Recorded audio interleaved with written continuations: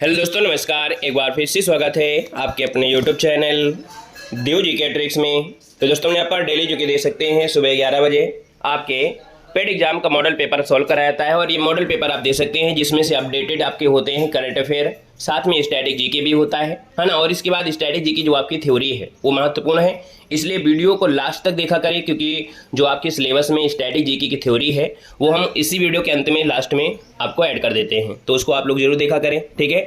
और इस क्लास के जस्ट बाद एक क्लास और आपकी होती है जो स्पेशल डोज होता है, जो कि स्टैटिक जीके का प्रैक्टिस सेट होता है। 50 क्वेश्चन लगभग आपके होते हैं, तो उसको आपको सॉल्व करना है ना। ये दोनों क्लासें बहुत ही महत्वपूर्ण है। बाकी क्लासें तो सभी महत्वपूर्ण होती हैं हमारी, है ना। आप शाम को 6 बजे जुड़ेंगे तो उसमें आपके टॉपिक वाइज जो आपके सिलेबस के अनुसार आपके हैं जीके जीएस वो आपका होता है। हिंदी की क्लास हो गई, रात में हम आपको सिलेबस को कवर कराते हैं। तो जितनी भी क्लासें दे रहे हैं वो महत्वपूर्ण ही दे रहे हैं, कोई ऐसे नहीं कि बिना महत्वपूर्ण की हो, ठीक है। बाकी क्लासें आपकी लगातार आपकी जब होती है तो उनको आपको दोनों देना है, ठीक है। गुड मॉर्निंग, नमस्ते, जय हिंद, सभी को राम राम, गुड मॉर्निंग सभी, गुड मॉर्निंग। और आज के टेस्ट पेपर में क्वेश्चन भी आपके अच्छे हैं और रिपीटेड क्वेश्चन आपके होंगे तो थोड़ा सा अच्छा भी आपको लगेगा, ठीक है। चलिए, खुश रहिए, ईश्वर सब बनाए। सभी को गुड मॉर्निंग, सभी को गुड मॉर्निंग, राम राम, सभी गुड मॉर्निंग। साथ ही दोस्तों, हम लोग बात करने वाले हैं यूपी SSC पेड एग्जाम 2025 की बेस्ट बुक के बारे में, जो कि चक्षु प्रकाशन लेकर आया है। यहाँ पर आप लोगों के लिए संपूर्ण गाइड, जिसमें संपूर्ण सिलेबस और पूर्णतः अपडेट आपका होगा। इसमें दे सकते हैं कि ऑब्जेक्टिव क्वेश्चन भी आपके होंगे। प्रीवियस ईयर जो आपके सॉल्व पेपर हैं वो आपको इसी आपके गाइड में आपको देखने को मिलेंगे। यहाँ पर दे सकते हैं जो आपका प्रीवियस ईयर पेपर हुआ था, उस प्रीवियस ईयर पेपर में जैसे आपके क्वेश्चन है वो आपको रखे गए हैं। खास बात यह है कि यहाँ पर इसके आंसर की तो नीचे मिलेगी, वो आपको हर बुक में मिलती है, लेकिन इस बुक की खासियत ये होगी कि यहाँ पर जो आपके क्वेश्चन है उनका डिस्क्राइब बहुत अच्छी तरीके से यहाँ पर किया गया है। यानी एक क्वेश्चन आप पढ़ेंगे और ढेर सारे इसके बारे में जानकारी भी आप लोग प्राप्त करेंगे।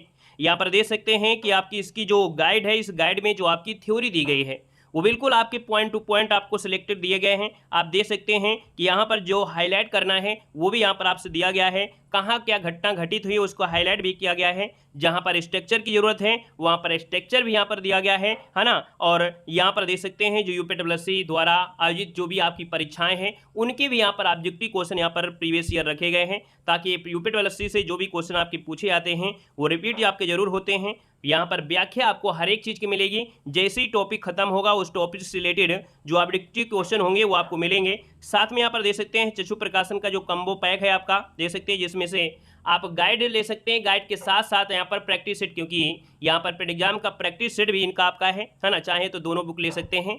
इसकी लिंक जो आपकी दी गई है डिस्क्रिप्शन बॉक्स में दी गई है, तो ऑनलाइन मंगा सकते हैं, या तो आप लोग मार्केट से जाते हैं तो मार्केट में भी ये अवेलेबल है, आप उसे प्राप्त कर सकते हैं। तो चलिए स्टार्ट करते हैं। कह रहे आध्यात्मिक ज्ञान के विषय में नचिकेता और यम का जो संवाद है ये किस उपनिषद में मिलता है। तो चलिए दोस्तों, बताना है आपका जो आंसर बनेगा इनमें से राइट क्या हो जाएगा। आपसे कह रहा है कि आध्यात्मिक ज्ञान के विषय में नचिकेता और यम का जो संवाद है ये किस उपनिषद में मिलता है या वर्णित है। राधे राधे भैया, सभी को राधे राधे, सभी को राधे राधे, सभी को जय हिंद। तो बताइएगा आध्यात्मिक ज्ञान के विषय में नचिकेता और यम का जो संवाद है किस उपनिषद में। तो 1 का ऑप्शन आपका बन रहा है दोस्तों, याद रखिएगा ये मिलता है कठोपनिषद में, जिसका ऑप्शन है आपका नंबर है राइट हो जाएगा, कठोपनिषद इसका आंसर बन जाएगा, ठीक है ना। चलिए यहाँ पर दोस्तों आगे बढ़िए। क्वेश्चन आपसे दिया गया है कि बुद्ध की मृत्यु के पश्चात प्रथम बौद्ध संगीति की अध्यक्षता किसने की थी।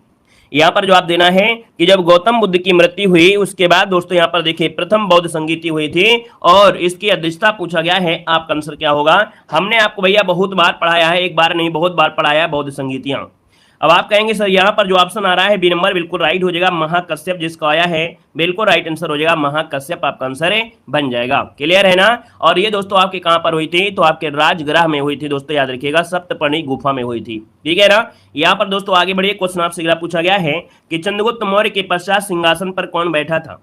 बताना है चंद्रगुप्त मौर्य के पश्चात सिंहासन पर जो बैठा इनमें से कौन बैठा था। यहाँ पर जो आपका आंसर है वो आपका राइट इनमें से क्या हो जाएगा। चलिए भैया 3 का ऑप्शन देना है और 3 की अगर बात कर लेते हैं तो आपका जवाब बन जाएगा यहाँ पर डी नंबर बिंदुसार। क्या हो जाएगा, बिंदुसार जिसका ऑप्शन आ रहा है यहाँ पर राइट हो जाएगा दोस्तों। यहाँ पर आगे बढ़िए। क्वेश्चन आपसे पूछा गया है अद्वैत दर्शन के संस्थापक कौन थे। बताना है कि अद्वैत दर्शन के संस्थापक इनमें से कौन थे। अच्छा क्वेश्चन है दोस्तों। यहाँ पर देखिए 4 नंबर का जो ऑप्शन बनेगा ए हो जाएगा, याद रखिएगा शंकराचार्य। क्या हो जाएगा, शंकराचार्य जिसको ऑप्शन है यहाँ पर आपका ए नंबर है राइट हो जाएगा। यहाँ पर दोस्तों आगे बढ़िए, क्वेश्चन आपसे अगला पूछा गया है, निम्नलिखित युग्मों में से कौन सा सुमेलित नहीं है, कौन सा सुमेलित नहीं है 5 नंबर में। तो देखिए यहाँ पर दिया है अब्दुल रहमान, दिया है हम्मीर रासू। दोस्तों याद रखिएगा, हम्मीर रासू की रचना का नाम है सारंगधर। मतलब दोस्तों देखा जाए तो आपका जो पहला पॉइंट आपका दिया गया है ये गलत दिया गया है, याद रखिएगा यहाँ पर आपका ये गलत दिया गया है। अदर वहीं पर चंद्रबरदाई, पृथ्वीराज रासो, जगनीक जो आपके आलाखंड हैं और नरपति नाला जो आपके हो जाएंगे 20 हल्दे हो जाएंगे। आगे बढ़िए, क्वेश्चन दिया गया है कि निम्न में से किसके कार्यकाल में वुड डिस्पैच को लागू किया था। दोस्तों यहाँ पर बताना है कि वुड डिस्पैच को जो लागू किया वो किसने किया था। क्वेश्चन नंबर 6 लॉक किया जाए। तो दोस्तों यहाँ पर वुड डिस्पैच की अगर बात करते हैं तो ऑप्शन यहाँ पर क्या हो जाएगा, यहाँ पर डलहौजी, जिसका ऑप्शन है ए नंबर बिल्कुल राइट हो जाएगा। डलहौजी के कार्यकाल में हुआ था दोस्तों, याद रखिएगा 1854 में इसे लागू किया गया था, डलहौजी के कार्यकाल में। यहाँ पर आगे बढ़िए, क्वेश्चन दिया गया है कि भारत में पहली बार, कह रहा है भारत में पहली बार जो आपकी जनगणना हुई थी वो आपकी कब हुई थी। भारत में पहली बार जनगणना जो हुई ये आपकी कब हुई थी। तो पहली बार जो हुई थी वो आपकी कब हुई थी, 71 या 72 में, है ना। यहाँ पर आंसर सी हो जाएगा कि 1872 में दोस्तों याद रखिए भारत में पहली बार जनगणना हुई थी। और नियमित जनगणना कब हुई थी, तो नियमित जनगणना आपकी 1881 में आपकी स्टार्ट हुई थी दोस्तों, याद रखिएगा, ठीक है ना। यहाँ पर आगे बढ़िए, क्वेश्चन आपसे दिया गया है, कह रहा है नेटिव मैरिज एक्ट कब पारित किया गया था। नेटिव मैरिज एक्ट जो आपका है ये पारित कब किया गया था दोस्तों, यहाँ पर बताना है। तो दोस्तों आपका जो आंसर है यहाँ पर बी हो जाएगा, जो कि आपका 1872। दोस्तों याद रखिएगा कि 1872 में नेटिव मैरिज एक्ट पारित किया गया था। मतलब इसमें क्या था कि 14 वर्ष से कम उम्र के लड़कों की विवाह का वर्जित कर दिया था। 14 वर्ष से कम उम्र के अगर बच्चे हैं तो उनका विवाह नहीं होगा भाई, आबादी में होना चाहिए। तो यहाँ पर आंसर जो आपका बनेगा बी नंबर राइट हो जाएगा। नेक्स्ट क्वेश्चन को आते हैं। क्वेश्चन दिया गया है कि गांधी जी को केसर हिंद की उपाधि किसने दी थी। गांधी जी को केसर ये हिंद की जो उपाधि दिया वो दोस्तों किसने दिया था। यहाँ पर आंसर को लॉक करना है। क्वेश्चन नंबर 9 ऑप्शन देना है और जवाब इनमें से क्या होगा। सी नंबर बिल्कुल सही है, लग तो रहा है ये बिल्कुल है। यहाँ पर आपका जवाब हो जाएगा सी नंबर, अंग्रेजों ने दिया था। जैसे ही गांधी जी भाई, जब गांधी जी आपके दक्षिण अफ्रीका से आए, कब आए थे 1915 में, और जब 1915 में आए तो यहाँ पर अंग्रेजों ने क्या किया, बड़ा स्वागत किया और उनको केसर हिंद की उपाधि दी थी। तो ऑप्शन दोस्तों यहाँ पर सी नंबर राइट हो जाएगा। और इसके बाद आगे बढ़ते, क्वेश्चन दिया गया है कि स्वाधीनता दिवस मनाने की घोषणा की गई थी। स्वाधीनता दिवस मनाने की जो घोषणा की गई थी वो आपकी कब की गई थी। क्वेश्चन नंबर यहाँ पर 10 को लॉक करना है। दोस्तों यहाँ पर दिया है स्वाधीनता दिवस मनाने की जो घोषणा की गई थी 10 नंबर की अगर बात करते हैं तो ऑप्शन लगभग सबका जवाब सही आ गया है। आपका जवाब हो जाएगा डी नंबर 26 जनवरी 1930। क्या 26 जनवरी 1930 जिसको ऑप्शन आ रहा है यहाँ पर डी नंबर राइट हो जाएगा। नेक्स्ट क्वेश्चन को आते हैं। क्वेश्चन दिया गया है कि हमारी आकाश गंगा के केंद्र की परिक्रमा करने में सूर्य को कितना समय लगता है। क्वेश्चन नंबर 11 अच्छा क्वेश्चन है, लॉक किया जाए। चलिए तो दोस्तों याद रखिएगा यहाँ पर जो 11 नंबर का ऑप्शन है वो आपका सी हो जाएगा। याद रखिएगा 25 करोड़ वर्ष कितना लग जाता है, 25 करोड़ वर्ष लग जाते हैं दोस्तों, याद रखिएगा इसकी परिक्रमा करने में, ठीक है ना। और यहाँ पर आगे बढ़िए, क्वेश्चन आपसे दिया गया है कि हमारे अंतरिक्ष में कितने तारामंडल हैं। बताना है कि हमारे अंतरिक्ष में जो तारामंडल हैं वो आपके कितने तारामंडल हैं, यहाँ पर ऑप्शन को लॉक करना है। तो दोस्तों याद रखिएगा हमारे अंतरिक्ष में 89 तारामंडल हैं। कितने हैं, 89। कहीं पर लिखा है, जी हाँ देखिए 12 का ऑप्शन मिल गया है, आपका सी नंबर है। याद रखिए 89 तारामंडल है दोस्तों, याद रखिएगा, जिसमें से अधिकांश जो आपके हैं वो दक्षिणी गोलार्ध में ही आपके देखे जा रहे हैं। यहाँ पर आगे बढ़िए, क्वेश्चन आपसे अगला पूछा गया है, निम्नलिखित में से कौन सा सौर मंडल का भाग नहीं है। कौन सौर मंडल का भाग नहीं है, क्वेश्चन नंबर 13 ऑप्शन को लॉक किया जाए। देखिए सौर मंडल में दोस्तों क्षुद्र ग्रह मिलेंगे, धूमकेतु मिलेंगे, ग्रह मिलेंगे, लेकिन निहारिका ये इसका भाग नहीं है। निहारिका दोस्तों जब स्टार्टिंग हुई थी, एक जो पिंड था जब टूटा था उसे निहारिका बोला गया था, है ना। यहाँ पर आपका आंसर डी हो जाएगा। और आगे बढ़िए, क्वेश्चन दिया गया है, निम्नलिखित में तारों के मध्य दूरी ज्ञात करने की इकाई क्या होती है। निम्नलिखित में से तारों के मध्य दूरी ज्ञात करने की जो इकाई होती है वो आपकी क्या होती है। तो दोस्तों याद रखिएगा अगर तारों की मध्य दूरी ज्ञात करना है तो आपको कोई यहाँ पर दोस्तों याद रखिएगा कि प्रकाश वर्ष का मापन करते हैं। आपका जो आंसर है 14 नंबर में ऑप्शन डी हो जाएगा, ठीक है ना। ऐसा नहीं कि टेप लेके पहुंच जाओ और इसके बाद नापने लगो, ठीक है। ये प्रकाश वर्ष के माध्यम से माप सकते हैं, इसको ऑप्शन डी नंबर राइट हो जाएगा। और आगे बढ़िए, क्वेश्चन दिया गया है, कह रहे निम्नलिखित में से कौन सा ग्रह हमारे सौरमंडल का भाग नहीं है। यहाँ पर दोस्तों जो आपका दिया है फ्लोरिडा, क्या दिया है, फ्लोरिडा। बिल्कुल देखा जाए तो बिल्कुल साफ साफ ऑप्शन में दिया गया है कि भैया इनमें सबसे अलग है। जब सबसे अलग है तो ऑप्शन बी नंबर लगा दीजिएगा। आगे बढ़िए, क्वेश्चन दिया गया है कि 1969 में बैंकों के राष्ट्रीयकरण के समय भारत के प्रधानमंत्री कौन थे। चलिए साथियों यहाँ जवाब देना है कि 1969 में बैंकों के राष्ट्रीयकरण के समय भारत के प्रधानमंत्री कौन थे। चलिए, और देखिए आपका जवाब इनमें से राइट क्या हो जाएगा। चलिए, बहुत अच्छे, वेरी गुड। दोस्तों यहाँ पर देखिए 1969 की अगर बात करते हैं तो इस समय दोस्तों याद रखिएगा इंदिरा गांधी का समय था। यहाँ पर जो आंसर आपका है वो राइट हो जाएगा, आपका डी नंबर है, इंदिरा गांधी आपका आंसर है, यहाँ पर राइट हो जाएगा। दोस्तों कब हुआ था, तो आपके 19 जुलाई 1969 को हुआ था। दोस्तों याद रखिएगा 14 निजी बैंकों का राष्ट्रीयकरण किया गया था। क्लियर है, आगे बढ़िए। क्वेश्चन आपसे अगला पूछा गया है, निम्नलिखित में से कौन सा कर अप्रत्यक्ष कर नहीं है, कौन सा कर अप्रत्यक्ष कर नहीं है। क्वेश्चन नंबर 17 ऑप्शन को लॉक करना है। दोस्तों अप्रत्यक्ष की अगर पूछा गया अप्रत्यक्ष कर नहीं है, क्या दिया है, नहीं दिया गया है। और जब नहीं दिया है तो दोस्तों याद रखिएगा कि यहाँ पर जो आपका दिया गया है निगम कर, ये निगम कर दोस्तों याद रखिए अप्रत्यक्ष नहीं है, ये प्रत्यक्ष कर है। दोस्तों याद रखिएगा प्रत्यक्ष कर क्या होते हैं, देखो प्रत्यक्ष कर मतलब सबसे पहले अप्रत्यक्ष कर समझिए कि अप्रत्यक्ष कर वे कर होते हैं जो सीधे जनता से ना लेकर अन्य साधनों द्वारा लिए जाते हैं, और निगम कर जो होता है ये प्रत्यक्ष कर होता है। ठीक है ना। यहाँ पर दोस्तों आगे बढ़िए, क्वेश्चन आपसे दिया गया है, कह रहे हरित क्रांति शब्द के प्रतिपादक कौन से हैं। यहाँ पर जवाब देना है कि हरित क्रांति शब्द के प्रतिपादक इनमें से कौन है। यहाँ पर जवाब देना है, आपका आंसर क्या हो जाएगा। क्वेश्चन नंबर 18 ऑप्शन को लॉक करना है। यहाँ पर जवाब देना है, आपका आंसर क्या होगा। ठीक है ना, कोई हंसेगा नहीं, जिसके आंसर देखिएगा कोई हंसेगा नहीं, क्योंकि ऐसे क्वेश्चन को हमने बार बार पढ़ाया है। और यहाँ पर आज के इस क्वेश्चन में आप लोगों से गलती नहीं होना चाहिए, क्योंकि हम हमेशा वो फोकस कराते हैं जो आपसे एग्जाम में गलती हो सकती है।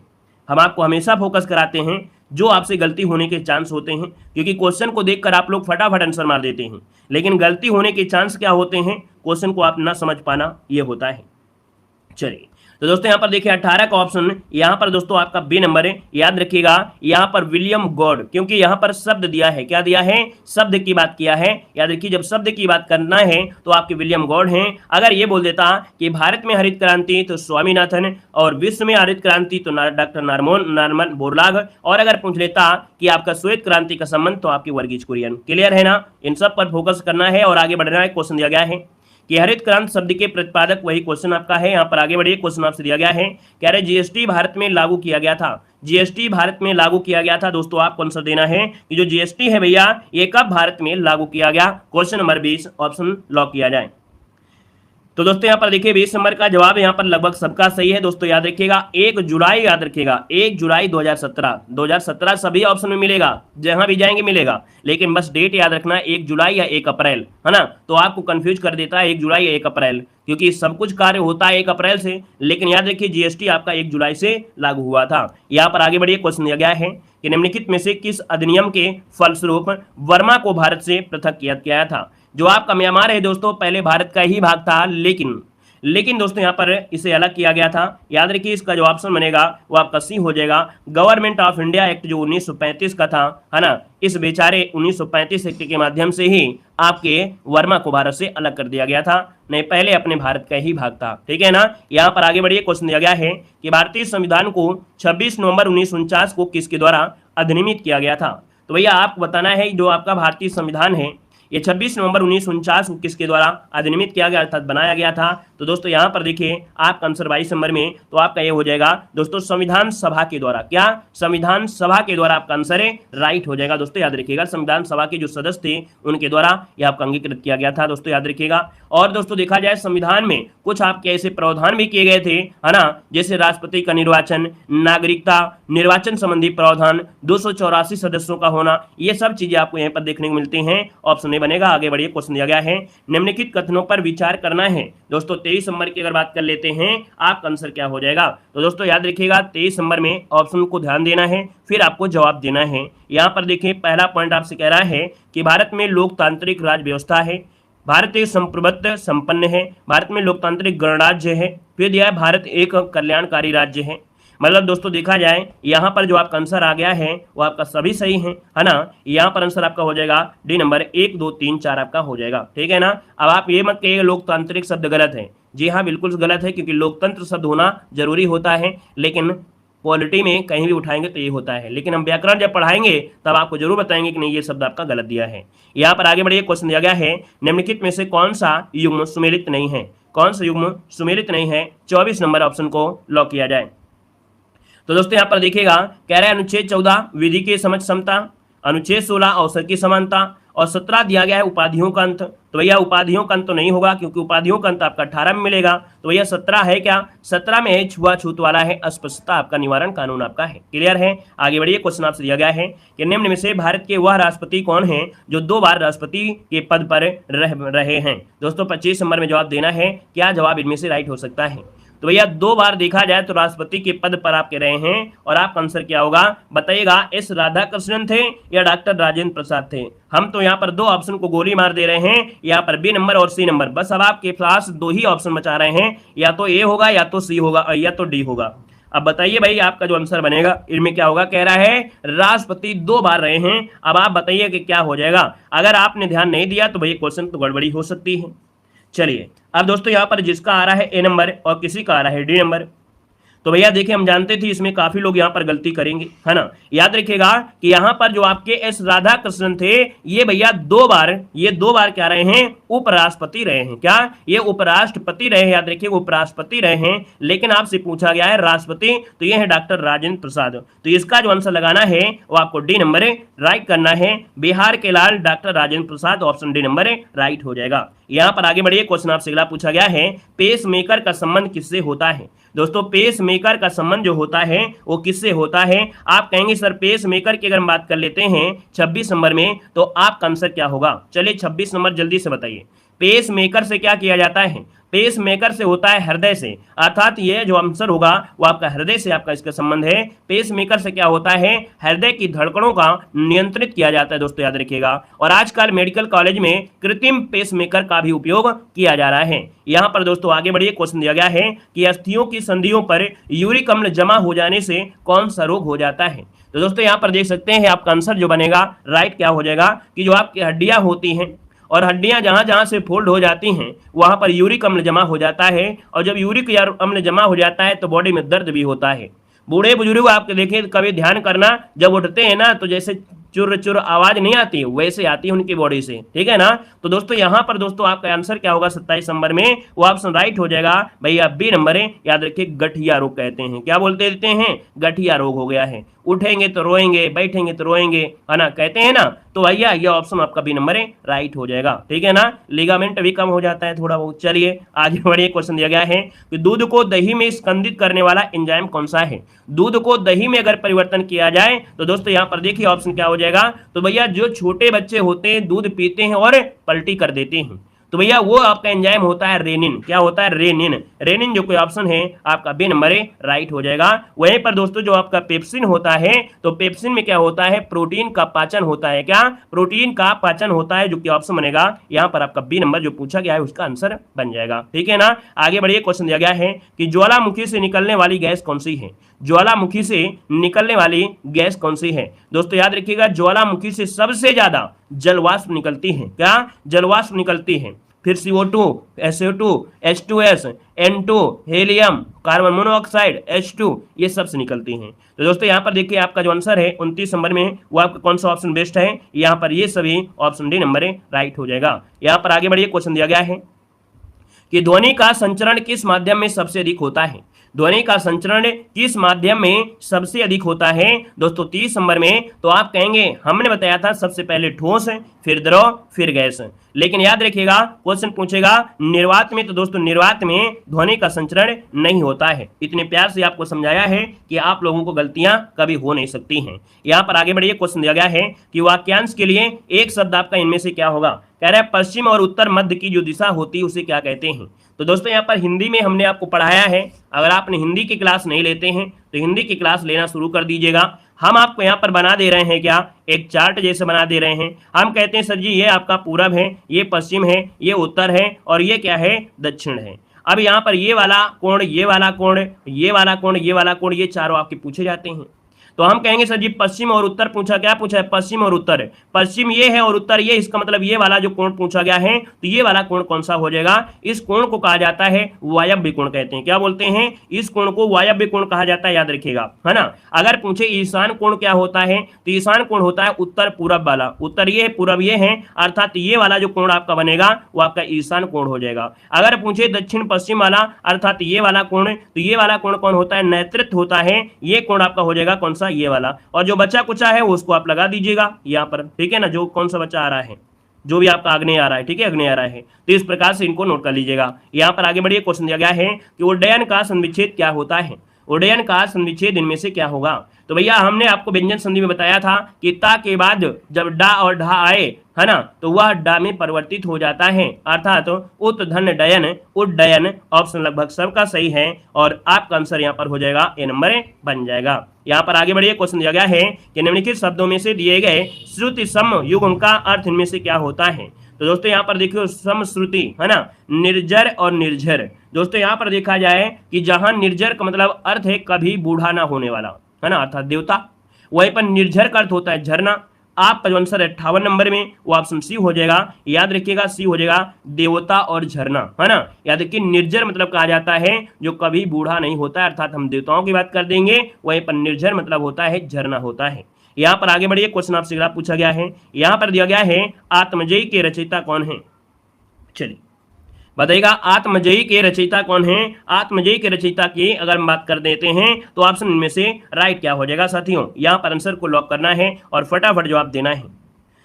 तो दोस्तों यहाँ पर देखिए 59 का जो ऑप्शन आ रहा है कुंवर नारायण है, कोई ऑप्शन में है जी, ऑप्शन मिल गया है बी नंबर कुंवर नारायण। आपका आंसर यहाँ पर राइट हो जाएगा, कुंवर नारायण हो जाएगा। और दोस्तों यहाँ पर आगे बढ़िए, क्वेश्चन आपसे दिया गया है कि निम्नलिखित वाक्यों में से शुद्ध वाक्य की पहचान करना है। शुद्ध वाक्य तो आपको ऐसे आना चाहिए कि गलती बस आपको निगाह बस आपको कहाँ जाए जहां गलती है। अब गलती है कहां पर, देखिए 60 नंबर में, 60 नंबर में क्या गलती है ध्यान दीजिएगा। यहाँ पर 60 नंबर में तो कह रहा है उसने मिष्टान्न खरीदा, भाई गलती यहाँ पर मिष्टान्न आपका होगा, मिष्ठान्न यहाँ पर हो जाएगा, अर्थात गलती आपकी क्या है यहाँ पर नंबर आपका हो जाएगा दोस्तों, ठीक है ना। यहाँ पर अगला है वह भोजन बहुत गरिष्ठ है, पंत जी ये आपके सभी आपके होंगे। यहाँ पर शुद्ध पूछा है, मिष्टान्न है, भोजन बहुत गरिष्ठ है, और पंत जी की षष्ठी पूर्ति पर खपरंबा कृति भेंट की गई थी। आप तो अंतर्ध्यान ये आपका गलत है, मतलब शुद्ध पूछा गया है ना। यहाँ पर देखो ये जो आपका लिखा है मिष्टान्न लिखा है, और अगर होता है मिष्ठान्न, क्या होता है मिष्ठान्न होता है, मिष्ठान्न वो गलत होता है, मिष्टान्न सही है। इसमें शुद्ध पूछा गया है, मिष्टान्न शब्द आपका सही होता है, ठीक है, यहाँ पर गलती हो रही थी। यहाँ पर अगला क्वेश्चन दिया है गीता रहस्य नामक पुस्तक के लेखक कौन है, बताइएगा। गीता रहस्य नामक पुस्तक यहाँ पर पूछा गया, गीता रहस्य नामक पुस्तक है यहाँ पर 81 नंबर में। भैया गीता रहस्य जो दिया गया है आपका आंसर में से क्या होगा, तो गीता रहस्य लगभग देखा जाए कि आपने पढ़ा होगा बाल गंगाधर तिलक, है ना, ये आपने पढ़ा होगा, शक्तिमान में भी पढ़ा होगा। ये पर्यायवाची मतलब आपकी जो रचना है कि गीता किसमें थी, शक्तिमान में, गंगाधर किसमें थे, आपके शक्तिमान में, तो इससे तो आपको याद ही हो जाएगा कि वे गीता रहस्य नामक पुस्तक बाल गंगाधर तिलक की रचना है दोस्तों। यहाँ पर जो आंसर आपका है वो ये नंबर राइट हो जाएगा। और इस पुस्तक में उन्होंने ब्रिटिश शासन के समय जो वर्मा की मांडली जेल है वहां पर लिखा था दोस्तों, ठीक है, मांडली जेल के बारे में यहाँ पर लिखा था। यहाँ पर आगे बढ़िए, क्वेश्चन दिया गया है, कह रहे हैं अमजद अली खां किस वाद्य यंत्र से संबंधित है। अमजद अली खां का जो संबंध है वो किससे है, हमने बहुत बार पढ़ाया है। तो अमजद अली खां एक प्रसिद्ध सरोद वादक हैं, क्या है, सरोद वादक है, ऑप्शन सी नंबर राइट हो जाएगा। नेक्स्ट क्वेश्चन पर आते हैं। क्वेश्चन दिया गया है कि तिब्बत में यरलुंग तांग्सपो नाम से किस नदी को जाना जाता है। दोस्तों बताना है कि तिब्बत में जो आपका यरलुंग तांग्सपो है ना, वो किस नाम से जानते हैं। आपका आंसर क्या होगा 83 में, तो आप सभी लोग कहेंगे तिब्बत में ब्रह्मपुत्र नदी, मतलब जो ऑप्शन है यहाँ पर आपका राइट आंसर क्या हो जाएगा, तो भैया ये है आपका ब्रह्मपुत्र, आपका आंसर राइट हो जाएगा, ठीक है ना। ब्रह्मपुत्र की लंबाई लगभग देखा जाए तो आपकी 2900 किलोमीटर लगभग आपकी है दोस्तों, याद रखिएगा। यहाँ पर आगे बढ़िए, क्वेश्चन आपसे अगला पूछा गया है और आपसे कह रहा है यहाँ पर कि संसद के प्रत्येक सदन की कार्यवाही में संसद का सदस्य न होते हुए भी कौन भाग लेता है। मतलब ये संसद का सदस्य नहीं है लेकिन फिर भी कार्यवाही में भाग ले सकता है ना। तो भैया यहाँ पर आंसर आपका राइट क्या हो जाएगा। चलिए दोस्तों यहाँ पर देखा जाए आपका आंसर हो जाएगा यहाँ पर आपका महान्यायवादी अटॉर्नी जनरल, है ना। यहाँ पर आंसर आपका हो जाएगा सी नंबर। लेकिन वोट देने का अधिकार नहीं है, जो महान्यायवादी है उसको वोट देने का अधिकार नहीं होता है, याद रखिएगा। महान्यायाधीश जो कि भारत का प्रथम विधि अधिकारी माना जाता है। आगे बढ़िए, क्वेश्चन दिया गया है लोसांग उत्सव किस राज्य में मनाया जाता है। लोसांग उत्सव किस राज्य में मनाया जाता है, क्वेश्चन नंबर 85, ऑप्शन को लॉक किया जाए। लोसांग दिया है, और जब लोसांग दिया है तो आपको बताना है सिक्किम। कहां पर देना है आपको? सिक्किम बताना, याद रखिएगा। यहां पर एक जाति रहती है भूटिया जनजाति। भूटिया जनजाति के द्वारा ये एक त्योहार आपका मनाते हैं, ठीक है ना। और देखा जाए तो यहाँ जो किसान होते हैं वो अपनी फसलों की कटाई का उत्सव मनाने के लिए इस त्योहार का आयोजन भी करते हैं। आगे बढ़िए, क्वेश्चन दिया गया है कि सीवी रमन को किस क्षेत्र में कार्य करने के लिए नोबेल पुरस्कार से सम्मानित किया गया था? तो दोस्तों बताना है कि सीवी रमन को किस क्षेत्र में कार्य करने के लिए नोबेल पुरस्कार से सम्मानित किया गया था? ऑप्शन को लॉक किया जाए।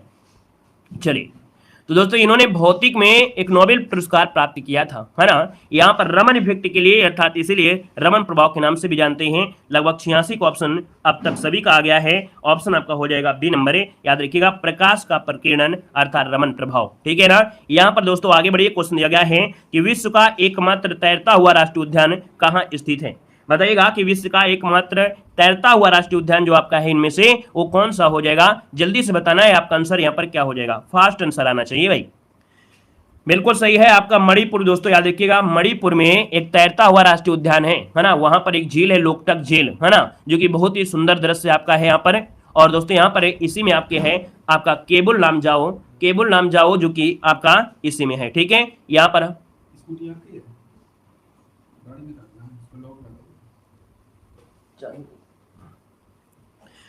चलिए, अगला क्वेश्चन आपसे दिया गया है, किसकी सिफारिश के बिना विधानसभा में कोई भी धन विधेयक पेश नहीं किया सकता है? चलिए बताना है।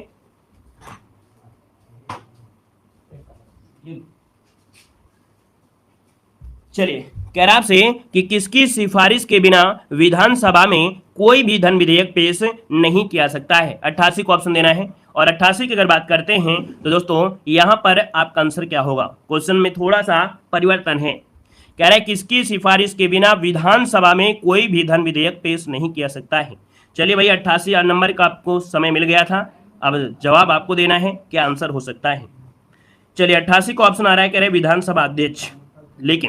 लेकिन दोस्तों याद रखिएगा, 88 का जो ऑप्शन बनेगा, याद रखिएगा राज्यपाल। दोस्तों याद रखिएगा, कह रहा है कि किसकी सिफारिश के बिना, सिफारिश के बिना, क्योंकि ये नहीं कह रहा है कि कोई विधेयक धन विधेयक है या नहीं, ये कह रहा है कि किसकी सिफारिश के बिना विधानसभा में कोई भी धन विधेयक पेश नहीं किया सकता है। आपका राइट आंसर हो जाएगा राज्यपाल के सिफारिश के बिना विधानसभा में कोई भी धन विधेयक पेश नहीं किया सकता है। लेकिन यही केंद्र में होता है, तो केंद्र में दोस्तों आपके वित्त मंत्री होते हैं, याद रखिएगा, ठीक है ना। चलिए आगे बढ़िए, क्वेश्चन आपसे दिया गया है, कह रहा है इनमें से किस फसल का ज्ञान वैदिक काल के लोगों को नहीं था?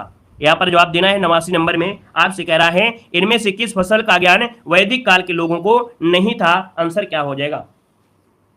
चलिए दोस्तों, 89 की अगर बात कर लेते हैं तो आपसे बनेगा डी नंबर है, याद रखिए, तंबाकू का। वैदिक काल में तंबाकू का ज्ञान नहीं था, जौ का, गेहूं का, चावल का ये था। लेकिन जो तंबाकू आई थी ये पुर्तगालियों के माध्यम से आई थी। आपके भारत में तंबाकू जो आए वो पुर्तगालियों के माध्यम से आई थी, और जो कि आपके देखा जाए जहांगीर के समय भी आई थी। यहाँ पर आगे बढ़िए, क्वेश्चन दिया गया है कि उत्तर प्रदेश के पहले मुख्यमंत्री गोविंद बल्लभ पंत को किस वर्ष भारत रत्न से सम्मानित किया गया था? यहाँ पर 90 का ऑप्शन देना है, आपका आंसर क्या हो जाएगा? दोस्तों 90 का ऑप्शन बनेगा सी नंबर है, ये आपके 1957, क्या 1957 में आपका जो आंसर बनेगा यहाँ पर आपका सी नंबर है, राइट हो जाएगा। क्वेश्चन नंबर आपका 91 और आपसे कह रहा है स्वामित्व योजना के तहत संपत्ति कार्ड वितरित करने वाला पूर्वोत्तर का पहला राज्य इनमें से कौन बना है? दोस्तों याद रखिएगा, स्वामित्व योजना के तहत संपत्ति कार्ड वितरित करने वाला पूर्वोत्तर का पहला राज्य है, और यहाँ पर देखा जाए तो आपका आंसर फर्स्ट हो जाएगा, ये आपका मिजोरम हो जाएगा, मिजोरम।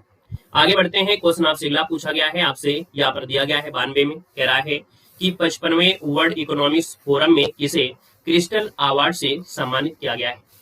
यहाँ पर बताना है सर, जो आपका क्रिस्टल अवार्ड है ना, क्रिस्टल अवार्ड से जो सम्मानित किया गया है वो किसको सम्मानित किया गया है?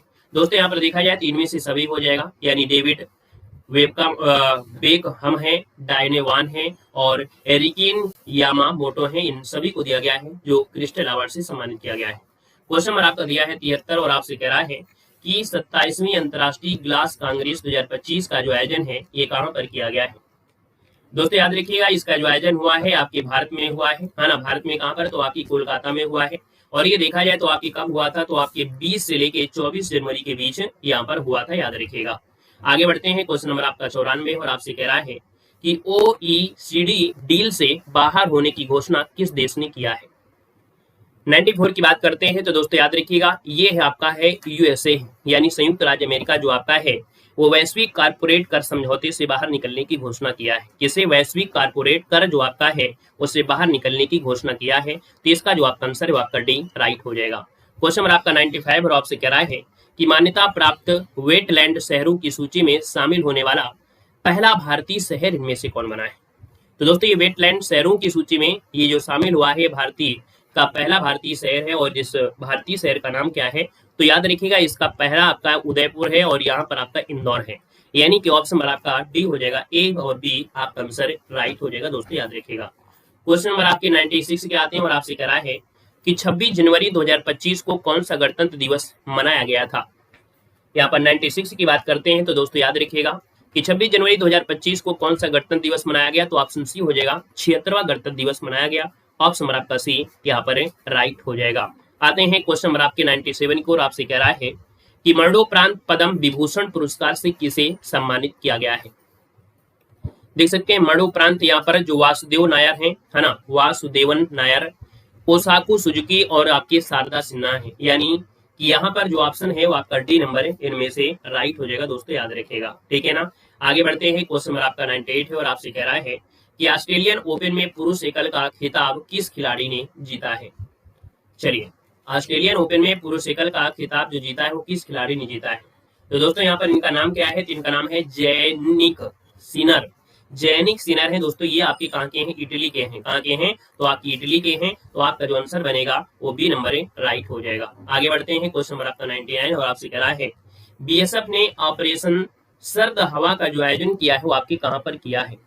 चलिए बताना है आपका। 99 है और 99 की बात करते हैं तो बीएसएफ ने ऑपरेशन सर्द हवा का जो आयोजन किया है वो आपकी ऑप्शन सी राजस्थान में किया है। आपका जो आंसर है वो आपका सी नंबर है, राइट हो जाएगा। विशेष करके जो भारत पाकिस्तान की सीमा है ना, राजस्थान को जो पश्चिमी हिस्सा है वहां पर किया है, ताकि सर्दियों के मौसम में घने जो कोहरा होता है उसके कारण घुसपैठ जो होती है उसकी आशंका बढ़ जाती है, तो उसके लिए ऑपरेशन हुआ है। ऑप्शन आपका सी बनेगा।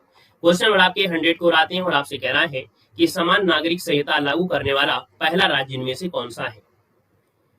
ये हमने आपको बताया भी था, है ना, कि भाई देखा जाए तो आपके 2025 में आपकी 27 जनवरी 2025 से उत्तराखंड भारत का पहला राज्य बन गया है जहां पर समान नागरिक संहिता लागू हो चुकी है। तो इसका आंसर आपका जो बनेगा वो आपका फर्स्ट नंबर है, यहाँ पर राइट हो जाएगा। फर्स्ट नंबर आपका राइट हो जाएगा। अब आपको क्या है, ध्यान मुद्रा में बाबा जी की तरह बिल्कुल बैठ जाना है, योगी की तरह बैठना है और वह आपको सुनना है। यहाँ पर हम आपको कुछ स्पेशल डोज हर एक क्लास में देते हैं।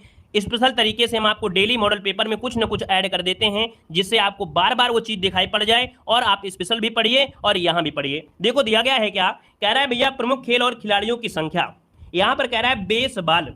दोस्तों याद रखिए जो बेसबॉल होता है ना, ये अमेरिका का खेल है। क्या? अमेरिका का है। और दोस्तों इसमें खिलाड़ियों की संख्या होती है 9। कितनी होती है? 9 होती है। आपने देखा होगा कि बेसबॉल खेलने का जो मैदान होता है उसे बोलते हैं डायमंड। क्या बोलते हैं? डायमंड बोलते हैं। और डायमंड में दोस्तों सबसे ज्यादा बेस होते हैं। क्या? डायमंड में सबसे ज्यादा बेस होते हैं। तो याद रखिएगा कि 9 खिलाड़ी होते हैं। बेसबॉल अमेरिका का ये खेल है, याद रखिएगा। रग्बी फुटबॉल एक ऐसा खेल है जो सबसे ज्यादा प्लेयर होते हैं। रग्बी फुटबॉल में 15 होते हैं दोस्तों, याद रखिए। रग्बी फुटबॉल में सबसे ज्यादा प्लेयर होते हैं। क्वेश्चन ये पूछे कि कौन सा ऐसा खेल है जिसमें सबसे ज्यादा प्लेयर होते हैं, तो ये आपका रग्बी फुटबॉल होता है जिसमें 15 होते हैं। अगला देखो दिया गया है, यहाँ पर पोलो दिया गया है और दोस्तों पोलो में कितने होते हैं? 4 होते हैं। कैसे रटेंगे? हमने यहाँ पर लिख दिया, यहाँ पर 4 बना दिया और अगर इसी को हमने ऐसे कर दिया तो देखो पोलो बन गया कि नहीं बन गया? हमने यहाँ पर स्टार्टिंग में बनाया था क्या? ये 4 बनाया था। तो ऐसे याद रहेगा कि पोलो में जो खिलाड़ी होते हैं वो आपके 4 होते हैं। क्लियर है ना? यहां पर देखिए पोलो में 4 थे लेकिन वाटर में 3 शब्द जोड़ दीजिए तो 4 + 3 = 7। मतलब यहां पर 3 शब्द आपके वाटर में थे तो वाटर पोलो में हो गए 7 हो गए। ये भी आपको याद हो गया होगा, है ना? अभी पूरा रट जाएगा, परेशान मत होइए। यहां पर देखिए खो खो में कितने होते हैं? तो आप कहेंगे सर खो खो में होते हैं 9। ऐसे कैसे याद करेंगे? तो भैया यहां पर ऐसे दिया है, इसको हमने 9 की तरह बना दिया। लगभग आपको खा दिख रहा है कि नहीं दिख रहा है? दिख रहा है। तो खो खो में कितने होते हैं? 9 होते हैं, याद रखिएगा। यहां पर कबड्डी, तो दोस्तों कबड्डी सब लोग मिलकर साथ में खेलते हैं। क्या? कबड्डी मिलकर सब लोग साथ में खेलते हैं। तो यहां से याद रखिएगा 7, क्योंकि आप देखते हैं कबड्डी में क्या होता है, जब एक प्लेयर जाता है यहां से बोलता है कबड्डी कबड्डी, तो इधर वाले प्लेयर भी साथ में घूमते हैं। इधर से आएंगे, इधर से पकड़ेंगे, इधर से आएंगे, इधर से पकड़ेंगे। तो 7 शब्द हो जाएगा, 7 से हो जाएगा 7। ये भी आपको याद आ गया होगा। आगे बढ़िए, क्वेश्चन दिया गया है क्या, कह रहा आपसे हॉकी, फुटबॉल, क्रिकेट में 11 होते हैं, नेट बॉल में होते हैं 7 होते हैं, याद रखिए नेट बॉल में 7 होते हैं। वॉलीबॉल में दोस्तों याद रखिए 6 होते हैं, लेकिन बास्केटबॉल में कितने होते हैं, 5 में होते हैं। ये क्वेश्चन कंफ्यूज करेगा, याद रखिएगा यहाँ पर बास्केट, देखो वॉलीबॉल में कितने हैं, 6 हैं, लेकिन बास्केटबॉल में कितने हैं, 5 हैं, एक दूसरे में आपको याद रख लेना है। यहाँ पर जिम्नास्टिक में दोस्तों याद रखिए दीपा कर्माकर, आपने नाम सुना होगा, ओलंपिक में क्वालिफाई करने वाली यहाँ पर आपकी पहली महिला थी, कौन, तो आपकी जो आपकी दीपा कर्माकर है ना। तो आपकी जिम्नास्टिक में दोस्तों क्या है, यहाँ पर 8 है, याद कैसे रहेगा, जिम्नास्टिक, आस्टिक, आस्टिक शब्द आ रहा है और आस्टिक मतलब हो गया 8, तो जिम्नास्टिक में कितने होते हैं, 8 होते हैं। अभी हाल ही में दीपा कर्माकर डोप के मामले में पाई गई हैं, जिस वजह से 4 साल के लिए प्रतिबंधित कर दिया गया है। यहाँ पर टेबल टेनिस में 1 या तो डबल होता है, स्नूकर में आपका 1 होता है, और फुटसल भैया इसमें 5 होता है। ये फुटसल गेम कौन सा है भैया, हमें नहीं पता है, ठीक है। आगे बढ़िए, क्वेश्चन दिया गया है यहाँ पर खिलाड़ी और उनके उपनाम पूछा गया है, जो कि यहाँ पर क्वेश्चन आपके बनते हैं। देखो दिया गया है, कह रहा है हॉकी का जादूगर किसे कहते हैं। चलिए, या हॉकी का जादूगर किसे कहते हैं, तो दोस्तों याद रखिएगा हॉकी का जादूगर कहते हैं मेजर ध्यानचंद को कहा जाता है। यहाँ पर दिया फ्लाइंग सिख किसे कहते हैं, तो दोस्तों फ्लाइंग फिश दिया गया, सिख नहीं बोला है, फ्लाइंग फिश। तो दोस्तों फिश ये पानी में, और पानी में दोस्तों यहाँ पर देखिए माइकल फेल्प्स, जो कि तैराकी में सबसे ज्यादा पदक, स्वर्ण पदक यही जीते हैं अमेरिका के, ये आपके हैं दोस्तों, याद रखिए माइकल फिश बोलते हैं, माइकल फ्लाइंग फिश बोलते हैं माइकल फेल्प्स को। यहाँ पर दिया फ्लाइंग सिख किसे बोलते हैं, तो फ्लाइंग सिख बोलते हैं मिल्खा सिंह को बोलते हैं, ठीक है। फ्लाइंग किस की बात नहीं कह रहे हैं यहाँ पर, क्या हमारी आवाज़ तुम्हें गलत दिख रही है क्या, फ्लाइंग किस सुन रहे हो, यहाँ पर हम फ्लाइंग सिख बोल रहे हैं, फ्लाइंग फिश बोल रहे हैं। एक बच्चा कमेंट कर रहा है फ्लाइंग किस बात कर रहा है। देखो यहाँ पर बताइए, ध्यान दीजिए, इसमें प्यार के चक्कर में पड़ोगे ना, इस चक्कर में तो फिर पीटी रह जाएगा, उड़ जाएगा। देखो पीटी आ भी गया, कह रहा है उड़न पड़ी या गोल्डन पर्ल। दोस्तों याद रखिए उड़न पड़ी या गोल्डन पर्ल के नाम से पीटी उषा को जानते हैं दोस्तों, पीटी उषा हो जाएगा। यहाँ पर दिया गया है सुपर मॉम, सुपर मॉम कहते हैं मैरी कॉम को, किसे बोलते हैं, सुपर मॉम बोलते हैं, मैरी कॉम को बोलते हैं। अभी हाल ही में जो आपका विवाद हुआ था स्पोर्ट्स में, है ना, शोषण हुआ था महिलाओं में, तो उसकी अध्यक्षता जो चुना गया है आपके मैरी कॉम को चुना गया है। अगला दिया गया है, यहाँ पर दिया है लाइटिंग किड, लाइटिंग किड के नाम से विश्वनाथ आनंद को जाना जाता है। इंडियन एक्सप्रेस, दोस्तों इंडियन एक्सप्रेस के नाम से किसे जानते हैं, तो दोस्तों आपके लिएंडर पेस और आपके भूपति को जाना जाता है। लिटिल मास्टर किसे कहते हैं, लिटिल मास्टर कहते हैं सुनील गावस्कर को, किसे, सुनील गावस्कर को कहते हैं। और लिटिल ब्लास्टर किसी को, मास्टर ब्लास्टर, तो दोस्तों याद रखिए मास्टर ब्लास्टर बोलते हैं विवियन रिचर्ड और आपके सचिन तेंदुलकर को। तो मास्टर ब्लास्टर सचिन तेंदुलकर, ये तो आप लोग जानते होंगे। यहाँ पर दिया है 360 डिग्री, तो दोस्तों ये देखिए 360 डिग्री दोस्तों एबी डिविलियर्स को कहते हैं। अभी हाल ही में जो आप इंडिया का मैच देखते होंगे उसमें सूर्य कुमार को आपने सुना होगा, है ना, सूर्य कुमार, जो कि उसको भी लोग बोलने लगे हैं 360, क्योंकि वो जो चौके छक्के की बरसात करते हैं तो वो भी क्या होते हैं, हर दिशा में मारते हैं, इसलिए इसे 360 डिग्री बोल देते हैं, ठीक है ना। तो यहाँ पर आपका हो गया। अगला क्वेश्चन दिया है चर्ची, तो दोस्तों चर्ची जो कहते हैं वो आपके एडम गिलक्रिस्ट को बोलते हैं। यहाँ पर दिया है जंबो, और जंबो किसे कहते हैं, तो दोस्तों यहाँ पर जंबो कौन है भाई, जंबो जो दिए हैं वो आपके अनिल कुंबले को कहते हैं, याद रखिए जंबो जो कहते हैं, जंबो जो कहते हैं वो आपके अनिल कुंबले को कहा जाता है। सुपर कैट किसे कहते हैं, सुपर कैट कहते हैं क्लाइव लायड को कहते हैं। रावलपिंडी एक्सप्रेस जो पूछा जाता था पहले, यहाँ पर देखिए रावलपिंडी एक्सप्रेस आपके शोएब अख्तर को कहते हैं। यहाँ पर बंगाल टाइगर या दादा के नाम से किसे जानते हैं, बंगाल टाइगर या दादा कहते हैं सौरव गांगुली को, याद रखिए दादा बोले होंगे, ये तो बंगाल टाइगर नहीं सुने होंगे लेकिन ये सुने होंगे दादा, ये आपके सौरव गांगुली कहते हैं। यहाँ पर देखो दिया दावाल, तो दोस्तों यहाँ पर देख सकते हैं कि आपके दोस्तों जेमी या दावाल या मिस्टर रियाबल, तो दोस्तों दावाल शब्द आपने जरूर सुना होगा, याद रखिए राहुल द्रविड़, खड़े हो जाते हैं पिच में तो भी दीवार की तरह आउट नहीं होते, यहाँ पर आपके राहुल द्रविड़। अगला दिया गया है टर्मिनेटर, तो दोस्तों टर्मिनेटर जो आपके हैं हरभजन सिंह हो जाएंगे। और दोस्तों दिया गया है घोर पिंडो, क्या है घोर पिंडो, ये इयान पोर्तो कहते हैं। ब्लैक पर्ल बोलते हैं पेल को। और कैप्टन कूल किसे कहते हैं, दोस्तों कैप्टन कूल कहते हैं महेंद्र सिंह धोनी, जो कि देखा जाए कि आईपीएल में इस बार को यहाँ पर फाइनल पहुंची और जीत भी हासिल की। यहाँ पर चिली कहते हैं राज्यवर्धन सिंह राठौर को। CR7 ये क्रिस्टियानो रोनाल्डो को कहते हैं, जो कि फुटबॉल के प्लेयर हैं। यहाँ पर दिया गया है पॉकेट डायनमे, ये लिएंडर पेस को कहते हैं। लाइनिंग किड कहते हैं विश्वनाथ आनंद को कहते हैं। दोस्तों ढींग एक्सप्रेस कहते हैं आपके हिमा दास को। रन मशीन या चीकू, दोस्तों रन मशीन या चीकू कहते हैं विराट कोहली कहते हैं। और डांसिंग अंपायर, ये डांसिंग अंपायर क्वेश्चन पूछा गया था, याद होगा गो, डांसिंग अंपायर कहते हैं विली बाउडन को बोलते हैं। यहाँ पर हरियाणा केन कहते हैं आपके कपिल देव को कहते हैं, हरियाणा केन कपिल देव को। डेनिस द मेनोस, ये आंद्रे अगासी कहते हैं। द सिक्किमी स्पाइनर, ये वांगचुक भूटिया को कहते हैं। और द आयरन लेडी, दोस्तों याद रखिए the iron lady Karnam Malleswari हैं। और दोस्तों याद रखिए आयरन लेडी, देखिए द आयरन लेडी दोनों अलग हैं। आयरन लेडी हो जाता तो वो मणिपुर की आपकी थी, कौन सा, ओरोम सिरमिला थी। ओरोम सिरमिला है जो कि आपके मणिपुर की। द आयरन लेडी आपकी कर्णम मल्लेश्वरी हैं। पिलकर सिंह आपके संदीप हैं। हिटमैन, दोस्तों रोहित शर्मा को हिटमैन के नाम से जानते हैं। मुल्तान का सुल्तान दोस्तों वीरेंद्र सहवाग को कहते हैं। गब्बर, दोस्तों गब्बर कहते हैं शिखर धवन को, दोस्तों ठीक है ना। दोस्तों यहाँ पर दिया गया है उत्तरी ध्रुव पर पहुंचने वाला विश्व का प्रथम व्यक्ति कौन था, बताइएगा कि उत्तरी ध्रुव पर पहुंचने वाला विश्व का प्रथम व्यक्ति कौन था। रॉबर्ट पेरी, कौन थे, रॉबर्ट पेरी हो जाएगा। दक्षिणी ध्रुव पर पहुंचने वाला विश्व का प्रथम व्यक्ति कौन था, तो आपके यहाँ पर एमेंडरसन है ना, कौन, एमेंडरसन हो जाएंगे। और अगला पॉइंट आपसे कह रहा है कि दक्षिणी ध्रुव पर पहुंचने वाली विश्व की प्रथम महिला कौन थी। तो दोस्तों याद रखिएगा दक्षिणी ध्रुव पर पहुंचने वाली विश्व की प्रथम महिला, ये दोस्तों इनका नाम है मिस फ्रॉन फिप्स आपका हो जाएगा। उत्तरी ध्रुव पर पहुंचने वाली विश्व की प्रथम महिला कौन थी, तो कैरोलिना मिकलसन थी। यहाँ पर दिया गया है कि उत्तरी ध्रुव पर पैदल पहुंचने वाली प्रथम महिला कौन थी, तो ये है आपकी थी क्रिस्टीन जेनिन थी। अगला है माउंट एवरेस्ट पर चढ़ने वाला पहले व्यक्ति कौन थे, तो माउंट एवरेस्ट पर दोस्तों याद रखिएगा एमेंडरसन हिलेरी और तेंजिंग नोर्गे, ये आपके माउंट एवरेस्ट पर चढ़ने वाले पहले व्यक्ति थे। अगला दिया गया है माउंट एवरेस्ट के प्रथम विजेता अभियान दल के नेता कौन थे, तो आपके कर्नल हंट थे जो कि आपके ब्रिटेन के थे। बिना ऑक्सीजन के दोस्तों माउंट एवरेस्ट पर चढ़े थे, कौन, तो बिना ऑक्सीजन के माउंट एवरेस्ट पर चढ़ने वाले ये पहले व्यक्ति थे फू दोरजी, कौन है, फू दोरजी। और अगला पॉइंट आपसे कह रहा है कि बिना ऑक्सीजन के माउंट एवरेस्ट पर चढ़ने वाली पहली महिला कौन थी, तो ये पहली महिला था एलिसन गार ग्रिप्स, ठीक है ना। अगला पॉइंट कह रहा है माउंट एवरेस्ट पर चढ़ने वाली पहली महिला कौन सी थी, तो ये आपके देखिए ये आपकी जुनको तोबई हो जाएगा। अगला है कि माउंट एवरेस्ट पर दक्षिणी तथा उत्तरी छोरों से चढ़ाई करने वाली विश्व की प्रथम महिला, ये है आपकी कुली ओजेंडो हो जाएगा, दक्षिण अफ्रीका की। सॉरी। अगला दिया गया है कि सर्वाधिक उम्र में माउंट एवरेस्ट पर चढ़ने वाला पहला व्यक्ति, और पहले व्यक्ति थे ये आपके रिचर्ड वास, कौन है, रिचर्ड वास हो जाएंगे। माउंट एवरेस्ट पर चढ़ने वाले नेत्रहीन व्यक्ति कौन थे भैया, ये नेत्रहीन व्यक्ति थे, कौन, अमेरिका के, इनका नाम है एरिक विन मेयर, ठीक है। अगला है विश्व का पहला क्रिकेट क्लब कौन सा था, तो विश्व का पहला क्रिकेट क्लब था आपका मेलबर्न, जो कि आपका ब्रिटेन में आपका है।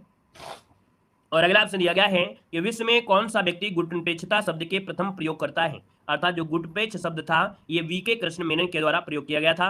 अगला गुटनिरपेक्ष आंदोलन के जो आयोजन स्थल था वो बेलग्रेड में किया गया था, कहां पर, बेलग्रेड में किया गया था। अंतर्राष्ट्रीय फुटबॉल प्रतियोगिता हेतु नियुक्त की गई पहली महिला कौन थी, तो इनका नाम है लिंडा ब्लैक, ठीक है। ये अंतर्राष्ट्रीय फुटबॉल प्रतियोगिता हेतु नियुक्त की गई थी पहली महिला। पृथ्वी का मानचित्र बनाने वाला पहला व्यक्ति था अलेक्जेंडर, ठीक है ना। अंतरराष्ट्रीय या अंतर संसदीय संघ के प्रथम सम्मेलन का जो आयोजन स्थल पेरिस में हुआ था।